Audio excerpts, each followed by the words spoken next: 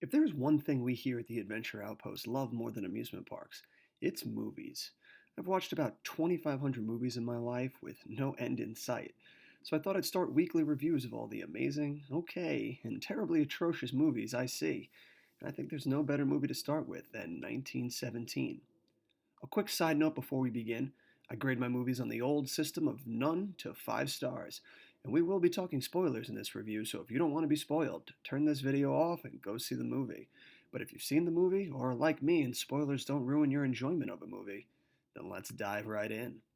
For me, instead of doing normal reviews, I'll talk briefly about the movie, but I prefer to highlight one aspect of every movie I see that really sells what this movie does well or not well as a whole. I studied screenwriting in school and hope to be a successful writer one day, so I will hone in on my speciality in these reviews, and that's the script. 1917 is the story of two young British soldiers during World War I who are given a mission to deliver a message. It warns of an ambush during a skirmish soon after the German retreat to the Hindenburg Line during Operation Albrecht.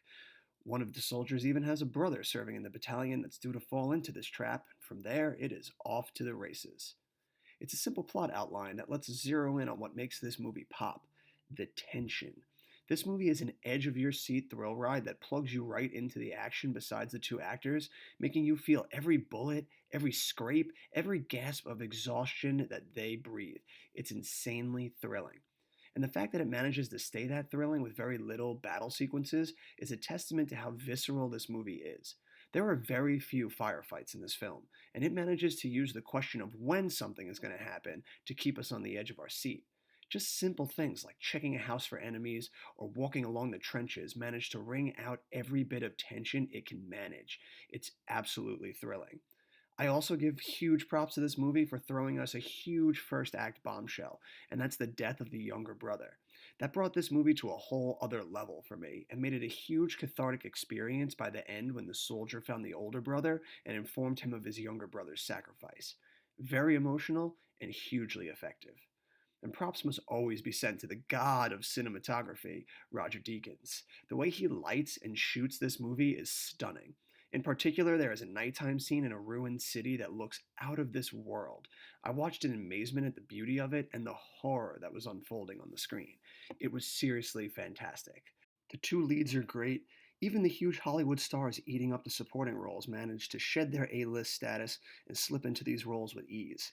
Sometimes putting big actors like that in roles like these can take you out of the movie, but not here. So if you love war movies, then you must see this one. The only criticism I can level at it, and it's a small one at that, is that the one continuous shot can get tiresome in some of the more intimate scenes and the walking shots. There was one in particular where the corporal was swimming to a dam and then using the dam to get to land that I found myself shouting in my head, "Just get there already!" But minor gripes aside, this movie is a gem and deserves to be seen on the biggest screen you can find it on. I'm going to give 1917 4 stars. Thanks for watching, and I hope to have more reviews like this up as soon as possible, in addition to my coaster fun. So as always, if I've tickled your fancy, hit that subscribe button, and I'll see you at the movies.